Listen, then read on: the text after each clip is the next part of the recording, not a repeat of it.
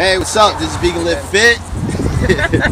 We're looking good, can save the earth. This is Corinne Sutton, and we have a special guest here with Tiffany Burich. Hi. So, we're out here in Delray Beach, Florida, just chilling, enjoying the sun, and breathing that beautiful air. Sweating like crazy. I'm not sweating. It's pretty cool. But, yeah, what we're going to talk about today is what Tiffany does. She, as y'all can see, she's wearing the Plant Built shirt. She is on the Plant Built team, muscle team. And if you don't know about Plant Built, you go know, to plantbuilt.com. You can go to plantbuilt.com. Definitely do that. But also, if you don't know about them, I'm on the team myself, and we actually help raise like animal awareness and money. And money. You know, last year we raised about like 100,000, right? I don't know. I think it was like that. The year before it was like 40, I think. Yeah. 1,000. So I think altogether, for various animal rescues around the country. Yeah, altogether we collected a lot of money. I believe it was 100,000 altogether, and then it was all for like the Plant Built team, so they can get ready for their show, and for the athletes. Also, some of the portion of the money definitely went towards animal sanctuaries, animal farms, and stuff like that. So it's a really good organization. Please check it out if you have time. But right now we're going to talk about Tiffany. So Tiffany, like, what do you do? What else do you do beyond Plant Built? Well, I am I'm a vegan figure competitor.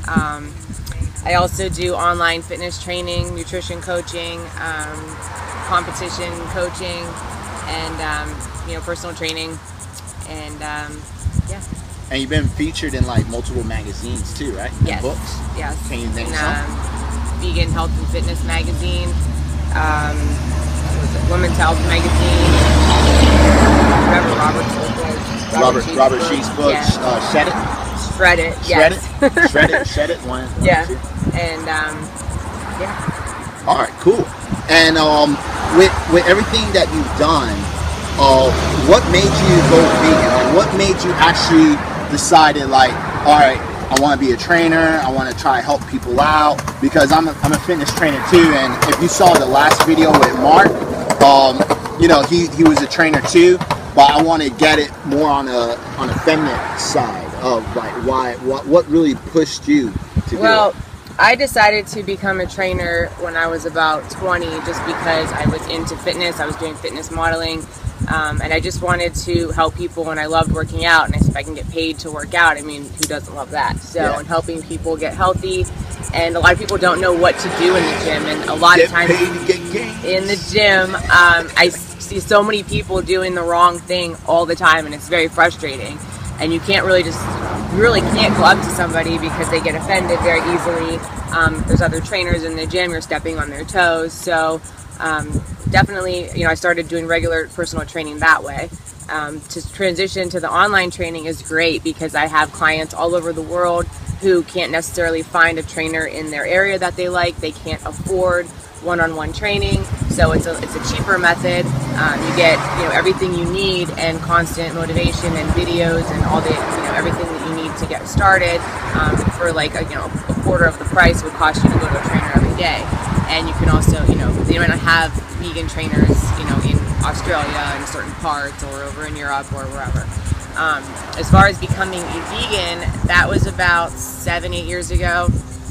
And unfortunately, I didn't know any other vegans at that time. Yeah. So I got a magazine, a PETA magazine, and saw an article about a downer cow. And for those of you who don't know what a downer cow is, actually I do want to address something real fast. Yeah. Speaking of downer cow and dairy cows, I do find it interesting that people think that that cows are some sort of freak animal that naturally produce milk all the time just for us to take it. Yeah. And a lot of people really do believe that. Like, I'm not joking. They don't understand that they're just like every other mammal, and they have to be impregnated to produce milk. They don't just produce milk just because they're cows. Yeah, and an average cow lifespan is like 5 years, 3 to 5 years. Yeah, so, you know, people think, oh, you know, they want to be milked and they need to be milked, and, you know, the milk is, they always produce milk as their cows. No, they have to be constantly impregnated to do that, like any other mammal, even just like a human, to produce milk would have to be pregnant. It's definitely a huge misconception because, you know, you'll see it in cartoons, you know, like we're taught this as kids. They always just have milk in their udders. They just show the cow and the farmer, beautiful farm, everyone's happy, the cow's happy, farmer's happy, and they're just going out there getting some milk, like, oh, we're getting some milk for the day, and then next thing you know, it's like, that's not the reality. I mean, the reality is so messed up that if you go on Google right now and you type in farm, you'll see a red farm with a nice picket fence and green grass, you know, and it for real. And if you look up, it's called centralized animal concentration camp. I forgot the actual acronym, but I'll put the acronym in the bottom of the video. But if you look up that, it's like animal concentration camp, something like that. Right. But I'll put down an acronym later. But when you see that, then you're going to see the reality of what happens to not just cows, but also to every farm animal. Right. You know, that's how censored our country is. Right. And I mean, I admit, even growing up, I mean, I just assumed that too. I mean, everybody does, especially if you grow up in, you know, the Midwest or places where you don't, you know, realize what's really going on. Yeah. But so I just had to get off topic before I forgot about that for a second. But anyways, so I saw an article about a downer cow, and I was like immediately distraught. If we don't know, is when they can't produce milk anymore and they can't become pregnant anymore, I should say. And some of them can't even walk to the truck to go to slaughter. Yeah. They, you know, the means of getting that giant animal to the truck, you know, they don't care. They would, you know, use a forklift. They would, you know, just like push it, kick it. I mean, drag it. I mean, it just terrible things. You know, they don't acting like it's just, you know, a thing, not an actual being. And if anyone saw like videos of cows being forklift and pushed around, the reason they do that, I don't know if you know this, but the reason they do that is because if the cow cannot walk to the truck, right, you know, the cow is not healthy to be eaten. So to save them money, they'll literally take the forks and push this cow and and they'll keep electrocuting him with those prongs until he gets on that truck, because by law, if that cow doesn't go like walk, and it doesn't matter how it does it, it has to move to the truck. They can't sell it. They can't sell the animal. Yeah. So that's how cruel milk cows are. Yeah. Yeah, it's really messed up.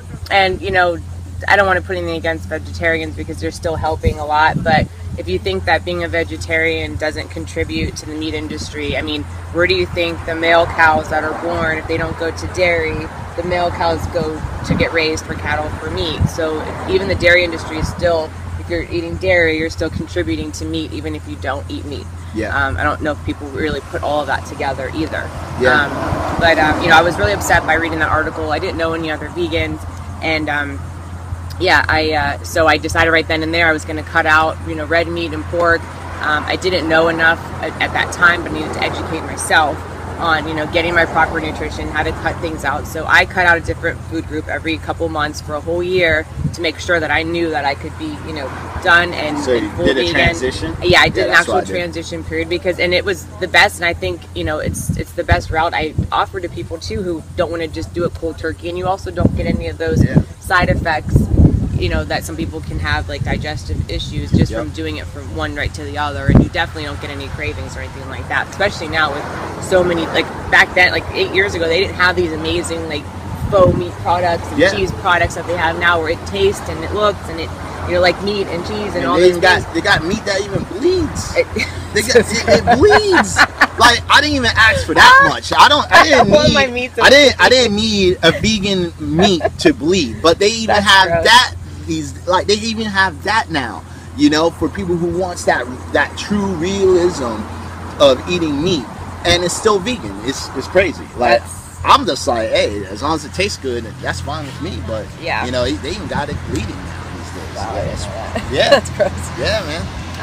Yeah, so that was my journey with a little sidestepping here and there to how I became a vegan and into the fitness world and whatnot. So I figured, to combine, I went to school, I graduated with a degree in biological sciences, and I originally was going to go to medical school or veterinary school, wasn't sure, but to tie all that together with the fitness and the veganism and the animals, like it all is together. Those are all my interests, whether I'm helping animals because I'm not eating them or because I'm rescuing them or whatever. Those are all my interests, and I just tie it all together. And right now you're in pursuit of like doing veterinarian or something like that? Originally my goal before I started competing as a vegan athlete, my goal was, before I joined the plant build team, or before we even formed it, I guess I should say, was originally to go to first medical school, and then I decided I wanted to work more with animals, so turned to veterinary school. But then, when I graduated my bachelor's degree from FAU,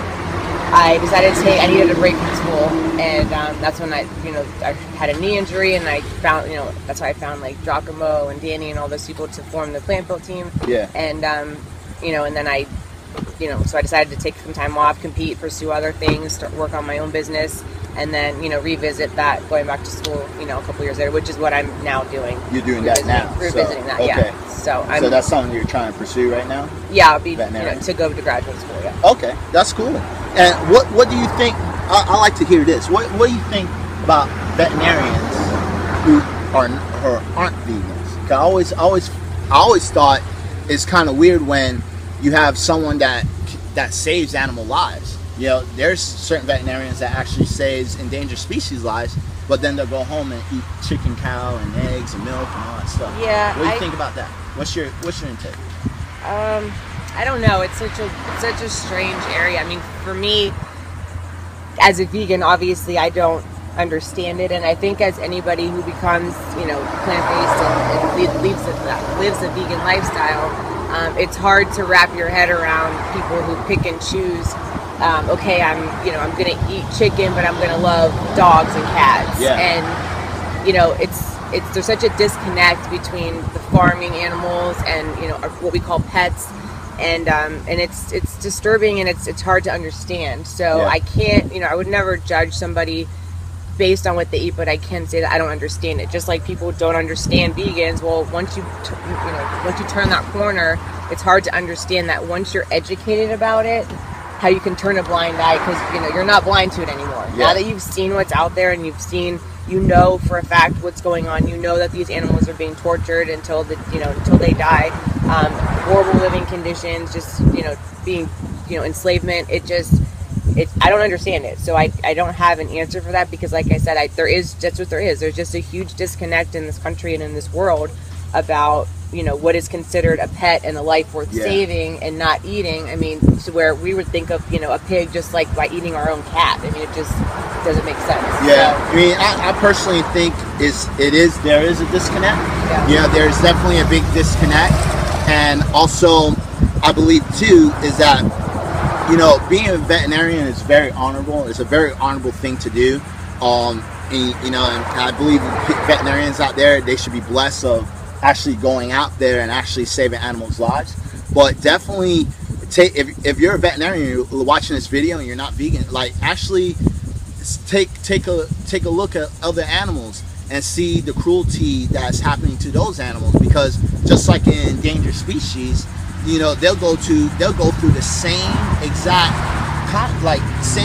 process. Yeah. The only difference is that they're in the wild, but now you have hunters chasing them and shooting them. Some hunters, like the elephants, African elephants, some hunters just chop off the tusks just for the ivory, and then leave the animals sharks, there. They cut the fin off, they drop them, which they're going to die anyways. They're just going to die a painful, slower death and drown, instead of just killing them by, in one quick, easy way. Yeah, so I always say just like take time and just compare the animals, because I'm a true believer of life is a life, man. Yeah, and it's just like if that's pain is inflicting to that animal, right? Why don't you think the pain is going to be the same to the next? Yeah, we all have a nervous system. We all have brains. If you think that animals can't feel fear and sadness and pain, I mean, that's just that. Then you're an idiot. I'm sorry, but like, just we all have the same thing. Unless you're talking about like certain types of fish or things like that. But I mean, regardless, it's still we all everybody has.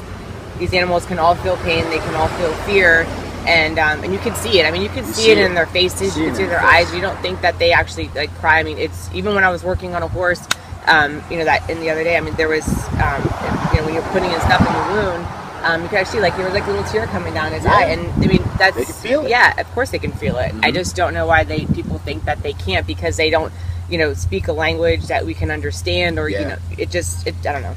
It boggles my mind. I don't really understand it. So. Yep, I definitely feel you. But I believe we're out of time. So we can keep talking for hours. We can talk about this forever. Get us all fired up. Yeah. But we're definitely out of time. Is there anything you want to say about your business? How they can find you on Facebook, Twitter, stuff like that? On Instagram, I'm NoExcusesTrainer. On Facebook, Tiffany Burich. On Twitter, Tiffany_Burich. And the best way to contact me is through my email, NoExcusesTrainer@gmail.com. And I'm still doing some work on my website, so it's kind of down right now. But yeah, email is the best way to contact me. I do online training for competition, non-competition, nutrition coaching, and I have clients all over the world, different continents. And so, there's you won't be left out no matter where you live. I say that. And I'd just like to add that Tiffany is a great trainer. She just trained Rachel Goldberg, right? No, yeah, Rachel, yeah. Rachel Goldberg. Hopefully I'm saying your name right. But you just trained she got her. First in her first competition. First place in her first competition at AMBF about 2 months ago. Yeah. And just look at the pictures. Look up Rachel. Look up Tiffany. Check out the pictures. But that's it for today. This is Vegan Live Fit. Be vegan. Live life. And educate fit yourself. Forever. All right. All right. Peace out.